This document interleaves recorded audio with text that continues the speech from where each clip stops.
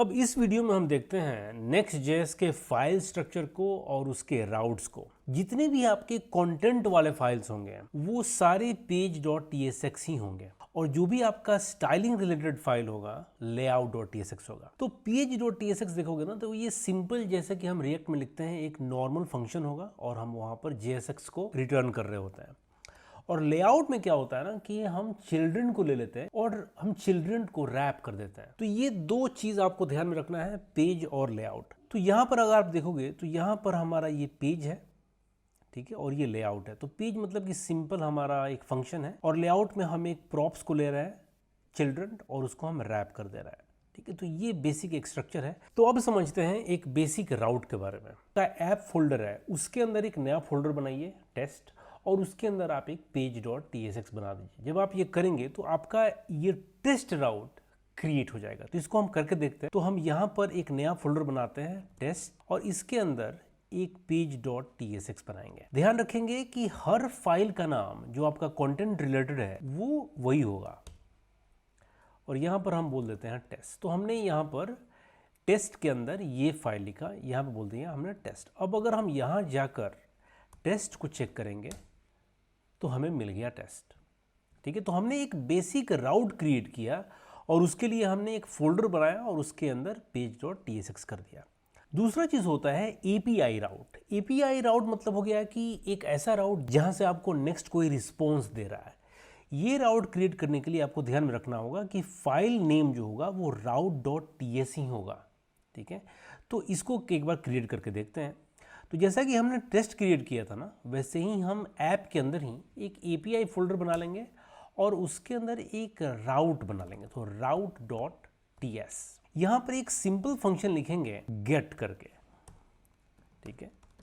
और यहाँ पर हम एक चीज़ का इस्तेमाल करेंगे जो कि Next.js में आता है, उसका नाम है नेक्स्ट रिस्पॉन्स का, और हम सीधे इसको यहाँ रिटर्न कर देंगे। तो हम रिटर्न नेक्स्ट रिस्पॉन्स और हम बोलेंगे कि भाई एक जेसन रिटर्न कर दो यहाँ पर और मैसेज कुछ भी लिख दो, यहाँ पे लिख दो हेलो।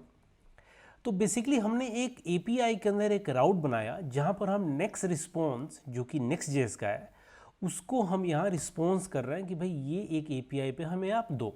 तो अब जब हम यहाँ पर आकर अपने एपीआई को चेक करेंगे एपीआई, तो हमें हमारा जेसन मिल गया। हमें अगर आप चाहते हो कि आपका राउट एपीआई रिलेटेड है तो आप राउट का इस्तेमाल करोगे। दूसरा नेक्स्ट रिस्पॉन्स जो कि एक Next.js का चीज़ है, इसको भी ख्याल में रखना अच्छा है।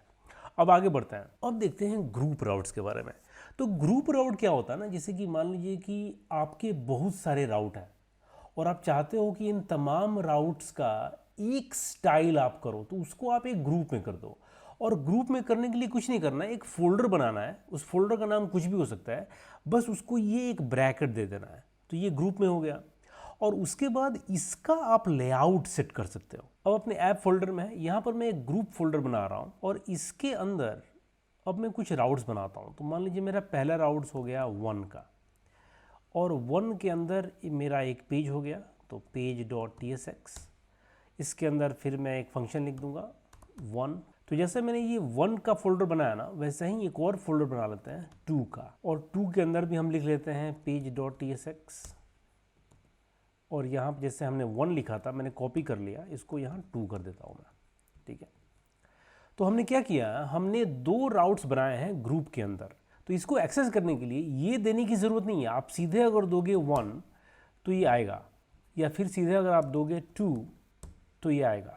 लेकिन अब इसका मैजिक ये हो गया ना कि हम इस ग्रुप के अंदर एक नया फाइल बना लेंगे लेआउट का। तो लेआउट के अंदर हम एक ग्रुप लेआउट करके एक फंक्शन लिख लेते हैं और ये सिंपल फंक्शन क्या करेगा कि सबसे पहले एक प्रॉप्स ले लेगा ये, और वो प्रॉप्स होगा चिल्ड्रन का, जो ये रिटर्न करेगा JSX, जिसमें कि जो भी हमने प्रॉप्स लिया था वो ये उसको रैप कर देगा, दैट इज इट। लेकिन अभी दो चीज़ यहाँ पे बहुत इंपॉर्टेंट है। एक की ये तो बोल रहा है कि इसका कोई टाइप नहीं है, तो हमें एक टाइप देना होगा।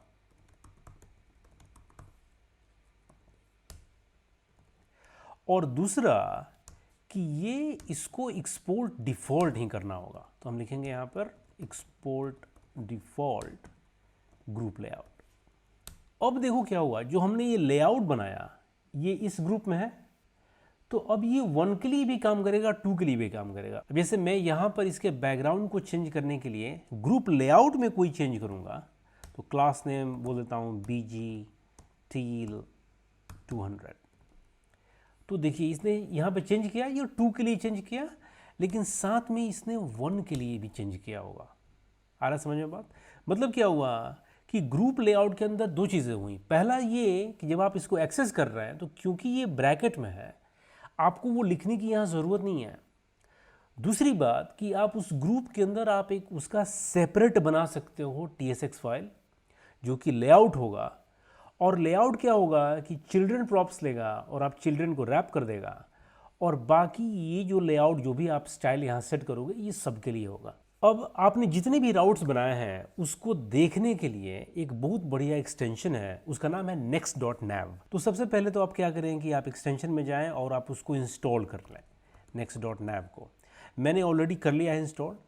तो करने के बाद इसको आप स्टार्ट कैसे करेंगे, तो अगर आप मैक पे हैं तो कमांड शिफ्ट P करेंगे तो ये ऐसे खुल जाएगा। ये एक डेमो के लिए है, लेकिन जो आपका ऐप है आपको यहाँ पर जाना है और यहाँ पर ऐप लिखना पड़ेगा। अब ये आपको बता रहा है कि आपका एक्चुअल जितने भी राउट्स हैं वो क्या हैं। तो आप यहाँ पर जो देख रहे हो, तो जैसे कि आपका ऐप हो गया, उसमें आपका एक राउट है, ग्रुप है, उसके अंदर 2 राउट्स हैं। तो ये एक विजुअल रिप्रेजेंटेशन के लिए ज़बरदस्त चीज़ है। जैसे कि मान लीजिए कि आपके पास बहुत सारे राउट्स हैं, तो ये समझने के लिए कि कौन किसके साथ कनेक्टेड है, कहाँ कहाँ पर आप इसका इस्तेमाल कर सकते हैं। अगले वीडियो में मिलते हैं और इस चर्चा को जारी रखेंगे।